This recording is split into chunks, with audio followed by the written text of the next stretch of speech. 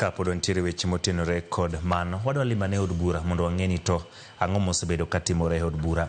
Higni 2.5 mar loch mar od bura mar 13 rumbi mar kuyo osebedo kokwak aluora mar od bura ka nyaka sani jood bura 3 kod senators 2 oseninde badgi.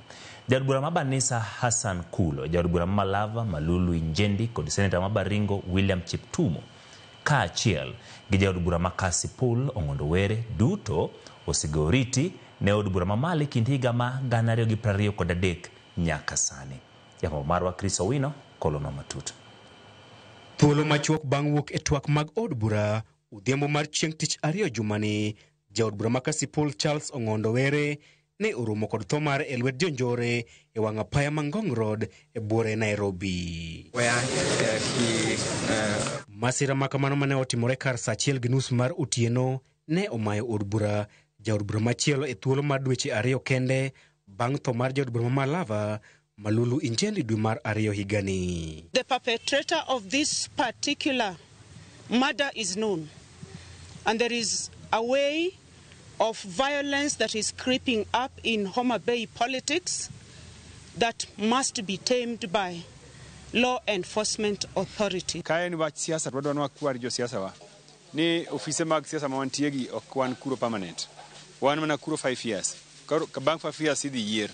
Inyalo rito mondo oyier 5 years tika office. To kone gi kaungi manyawadu imiyo family mare tabo nikech idwaro kom mobetieno. Kaen tho mar siasa wakwayo ni mondo jo siasa beduru mos. Nikech wachni Were osewache di mang'eny. Ngimana ni kamarach, ngimana ni kamarach. Osendiko barupe kowacho ni ngimane ni kamarach. Osewuoyo e podium, videos osegol ka Were wacho ni ng'ato lawe dwani mondo tiek ngimane.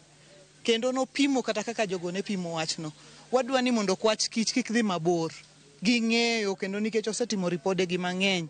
Gikel ng'amo nego Were mondo wane ni justice otimore. Loch mar bunge mar 13 e bwo tend spika mar od bura Moses Masika Wetangula ne oyudo midhiero mokwongo tarik 29 dwe mar 3 higa mar 2023 bang' jaod bura ma Banisa Hassan Kulo tho e masira mar apaya e kar dak ma South B. The mystery of life lies in our inability to tell when we shall die.